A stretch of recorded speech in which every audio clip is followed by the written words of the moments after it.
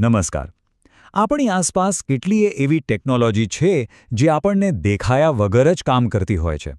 તો ચાલો આજે એવી જ એક ટેકનોલોજીના પડદા પાછળ જોઈએ અને સમજીએ કે પીએમએમસી રિલેની અંદર ટોર્કનું રોમાંચક યુદ્ધ કેવી રીતે ચાલે છે.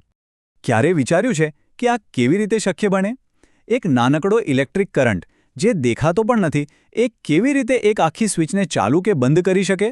આ જે રહસ્ય છે જેને આપણે આજે ખોલવા જઈ રહ્યા છીએ. ચાલો આ જાદુ પાછળનું વિજ્ઞાન શોધી કાઢીએ. તો આ બધી કરામત પાછળ કોઈ જટિલ મશીનરી નથી. ના, એની પાછળ તો ભૌતિક વિજ્ઞાનનો એક બહુ જ સરળ પણ એટલો જ શક્તિશાળી નિયમ છુપાયેલો છે. બસ આટલું જ.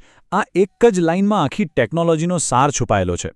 આ એક એવું કુદરતી બળ છે જે વીજ પ્રવાહને ભૌતિક ગતિમાં ફેરવવાની તાકાત ધરાવે છે. આ જ આપણા આખા ખેલનો પાયો છે. તો ચાલો હવે આ રીલને જાણે કે ખોલીને અંદર જોઈએ. જાણીએ કે આ સિદ્ધાંતને હકીકતમાં બદલવા માટે કયા કયા ભાગો એક ટીમ બનીને કામ કરે છે. આ જુઓ, આ છે આપણો પીએમએમસી રિલે.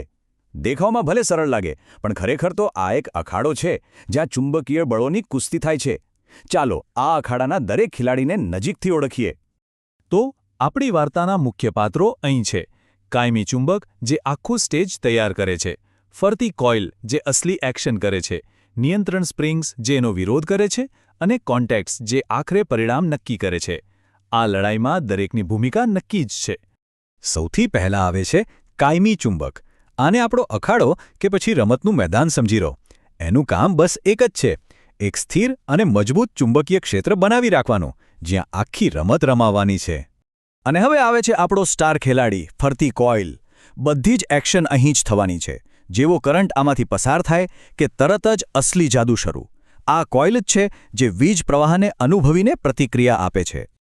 સારું, તો આપણી પાસે મેદાન એટલે કે ચુંબક તૈયાર છે અને ખેલાડી એટલે કે કોઇલ પણ તૈયાર છે. હવે જોઈએ કે આ બંને મળીને પહેલો દાવ કેવી રીતે રમે છે, એટલે કે પહેલું અને સૌથી અગત્યનું બળ કેવી રીતે પેદા કરે છે. પ્રક્રિયા એકદમ સીધી સાધી છે. જુઓ, જેવો કરંટ કોઇલમાં આવ્યો એ તરત જ પોતાની આસપાસ એક નાનું ચુંબકીય ક્ષેત્ર બનાવી દેશે. હવે આપણી પાસે બે ચુંબકીય ક્ષેત્રો થયા, એક કાયમી ચુંબકનું અને બીજું આ કોઇલનું. આ બંને ક્ષેત્રો એકબીજા સાથે ટકરાય છે અને આ ટક્કરથી કોઇલને એક જોરદાર ધક્કો લાગે છે. આ ધક્કાને જ આપણે કહીએ છીએ ડિફ્લેક્ટિંગ ટોર્ક. અને સૌથી મજાની વાત એ છે કે આ ધક્કો કેટલો મજબૂત હશે ને એ બધું આપણા નિયંત્રણમાં છે. જેમ અહીં બતાવ્યું છે, ચુંબક જેટલું મજબૂત હોય, કોઇલમાં આટા જેટલા વધારે હોય અને કરંટનો પ્રવાહ જેટલો વધારે હોય, તેટલો જ આ ધક્કો એટલે કે ડિફ્લેક્ટિંગ ટોર્ક વધુ શક્તિશાળી બને છે. બધું જ ગણતરીપૂર્વકનું છે. પણ આ લડાઈ એકતરફી નથી હોતી. ભૌતિકશાસ્ત્રનો નિયમ છે કે દરેક ક્રિયાની સામે એક પ્રતિક્રિયા હોય જ. તો આ ધક્કાને રોકવા માટે એક બીજું બળ પણ મેદાનમાં ઉતરે છે. અને બસ અહીંથી જ ટોર્કના અસલી યુદ્ધની શરૂઆત થાય છે. અને એ વિરોધી બળ આવે છે આ નિયંત્રણ સ્પ્રિંગ્સમાંથી. એમનું કામ બસ એક જ છે, કોઇલને એની મૂળ જગ્યાએ પકડી રાખવી. જેવી કોઇલ ફરવાનો પ્રયત્ન કરે છે, આ સ્પ્રિંગ્સ એને તરત જ પાછી ખેંચે છે. જાણે કહેતી હોય, ના, તારે અહીં જ રહેવાનું છે. તો આ છે આપણું યુદ્ધ, બિલકુલ સામસામે. એક તરફ છે ડિફ્લેક્ટિંગ ટોર્ક, જે કરંટના જોરે કહે છે, ચાલ ફરી જા. તો બીજી તરફ છે કંટ્રોલિંગ ટોર્ક, જે સ્પ્રિંગના જોરે કહે છે, ના, ઊભી રહે. આ તો બરાબર બે પહેલવાનો વચ્ચે ચાલતી પંજાની લડાઈ જેવું જ છે. હવે જોવાનું એ છે કે કોણ જીતશે. આ લડાઈનો પણ એક નિયમ છે. કોઇલ ફરવાનું શરૂ કરે છે અને જેમ જેમ એ ફરે છે તેમ તેમ સ્પ્રિંગનો વિરોધ વધતો જાય છે.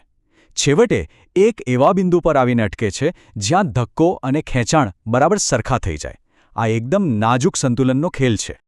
તો સવાલ એ છે કે આ સંતુલન તૂટે ક્યારે? આ પંજાની લડાઈમાં જીત કોની અને ક્યારે થાય છે? આ યુદ્ધના બે જ પરિણામો શક્ય છે, કાં તો ટ્રિપ અથવા તો રીસેટ. ચાલો જોઈએ. જીતવા માટે ડિફ્લેક્ટિંગ ટોર્કને એક ઓછામાં ઓછી શક્તિની જરૂર પડે છે અને એ શક્તિ આવે છે કરંટમાંથી. પિકઅપ કરંટ એ કરંટનું એ ન્યૂનતમ લેવલ છે જે ડિફ્લેક્ટિંગ ટોર્કને એટલો તાકાતવર બનાવી દે કે તે સ્પ્રિંગના વિરોધ પર ભારે પડી શકે. આને તમે વિજય રેખા સમજી શકો છો. તો શું થાય છે જ્યારે કરંટ આ વિજય રેખાને પાર કરી જાય છે? જીત! ડિફ્લેક્ટિંગ ટોર્ક જીતી જાય છે. એ સ્પ્રિંગના બળને હરાવીને કોઇલને પૂરી ફેરવી દે છે, જેનાથી ફરતા કોન્ટેક્સ સ્થિર કોન્ટેક્સને અડી જાય છે. અને બસ, થઈ ગયું, રિલે ટ્રીપ થઈ ગયું અને સર્કિટ ચાલુ. પણ યુદ્ધ હજી અહીં પૂરું નથી થયું. શું થાય જો કરંટ પાછો નબળો પડી જાય? અહીં ચિત્રમાં આવે છે ડ્રોપ આઉટ વેલ્યુ.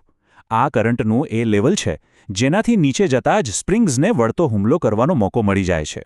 તો જેવો કરંટ નબળો પડીને આ ડ્રોપઆઉટ સ્તરથી પણ નીચે જતો રહે છે ત્યારે અને સ્પ્રિંગ્સ બાજી પલટી નાખે છે. હવે કંટ્રોલિંગ ટોર્ક જીતે છે. એ કોઇલને ખેંચીને એની મૂળ જગ્યાએ પાછી લાવી દે છે. કોન્ટેક્સ છૂટા પડી જાય છે અને રિલે રીસેટ થઈ જાય છે. બધું ફરીથી પહેલા જેવું જ. તો આ હતી PMMC રિલેની અંદર ચાલતા ટોર્કના યુદ્ધની કહાણી.